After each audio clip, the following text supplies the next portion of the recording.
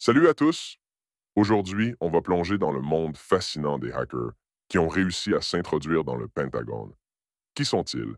Comment ont-ils fait? Et surtout, quelles ont été les conséquences de leurs actions? On va explorer ensemble les histoires de ces individus incroyables et les techniques qu'ils ont utilisées. Abonnez-vous à mon canal Telegram où je donne plus d'informations sur le hacking et le piratage. Alors, attachez vos ceintures, ça va être passionnant. Ah, vous avez sûrement entendu parler de Gary McKinnon, mais pourquoi est-il si connu dans le monde du hacking? McKinnon, un administrateur système britannique, est devenu célèbre pour avoir réalisé l'un des hacks les plus audacieux de l'histoire. Entre 2001 et 2002, il a infiltré près de 100 ordinateurs militaires américains, y compris ceux du Pentagone et de la NASA, en utilisant son pseudonyme Solo. Il a exploité des failles de sécurité simples comme des mots de passe par défaut et des réseaux non sécurisés. Ce qui a rendu son cas particulièrement célèbre, c'est l'ampleur de l'intrusion et les revendications de McKinnon, qui affirmait chercher des preuves d'OVNI et de suppression de technologies libres d'énergie par le gouvernement américain. Pourquoi McKinnon a-t-il risqué une telle opération? Quelles étaient ses véritables motivations? McKinnon a déclaré qu'il cherchait des informations sur la suppression de technologies d'énergie libre et des preuves de la dissimulation par le gouvernement de contacts extraterrestres. Il a utilisé des scripts Perl pour scanner des réseaux et rechercher des vulnérabilités simples.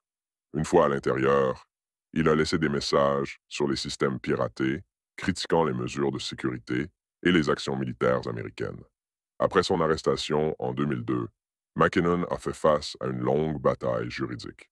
Les États-Unis ont demandé son extradition, accusant McKinnon de causer 700 000 de dommages au système informatique et de mettre en danger la sécurité nationale. En 2012, après une décennie de procédures judiciaires, la ministre de l'Intérieur britannique Theresa May a bloqué son extradition pour des raisons de santé, mettant fin à une saga légale qui a marqué un tournant dans la perception et le traitement des cybercriminels. Avez-vous déjà entendu parler de l'attaque Solar Sunrise? C'est l'une des cyberattaques les plus célèbres des années 90. L'opération Solar Sunrise a eu lieu en 1998 et a été orchestrée par un groupe de hackers comprenant deux adolescents californiens et un hacker israélien. Ces jeunes sœurs hackers, âgés de seulement 16 ans, ont utilisé des vulnérabilités dans les systèmes Unix pour infiltrer des réseaux militaires.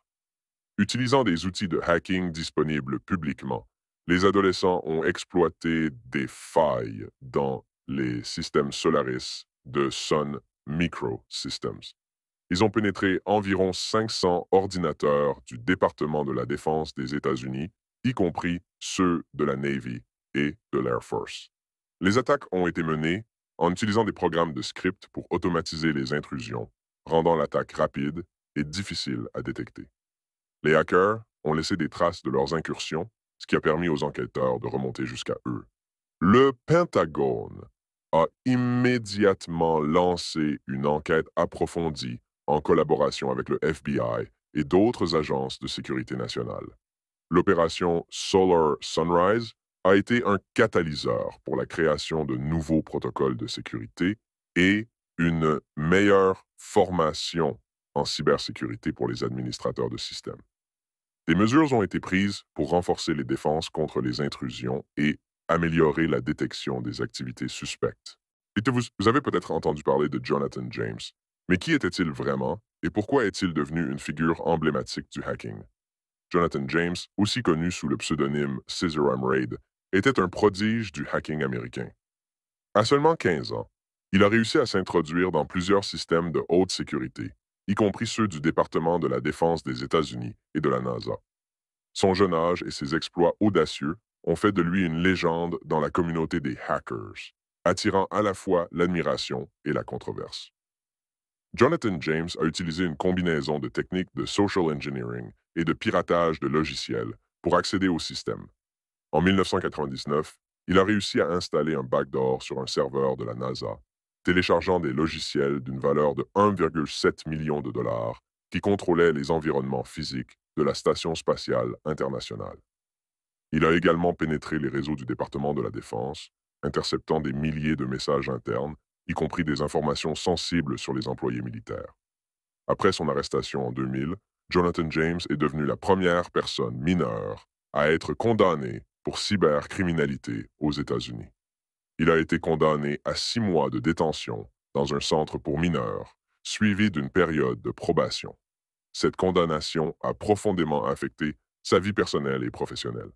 En 2008, après avoir été impliqué dans une enquête sur une violation de données massive, bien qu'il n'ait jamais été inculpé, Jonathan s'est suicidé, laissant une note où il exprimait sa frustration face à la justice et son sentiment d'injustice. LulzSec, abréviation de Lulz Security, était un groupe de hackers notoires connu pour ses attaques spectaculaires et ses motivations hédonistes, cherchant avant tout le divertissement. Lulz. En 2011, ils ont mené une série d'attaques contre des cibles de haute valeur, y compris le FBI, la CIA et le Pentagone.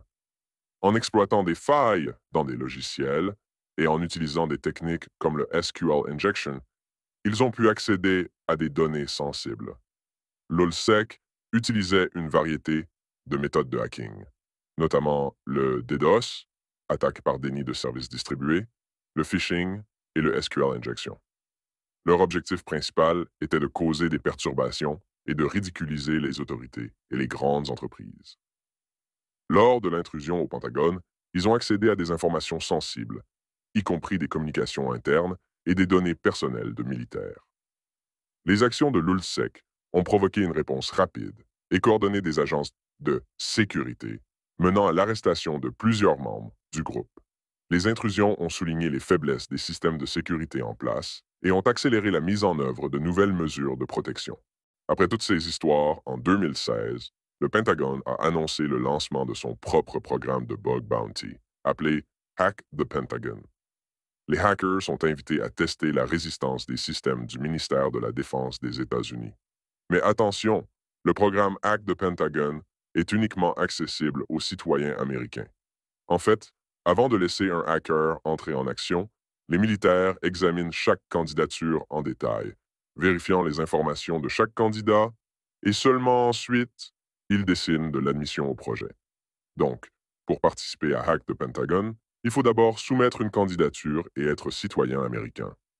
Lors de ce hack du Pentagone, on peut tester uniquement les services publics du ministère de la Défense. Les réseaux plus fermés de l'agence ou les programmes d'armement clés ne sont évidemment pas inclus dans la compétition.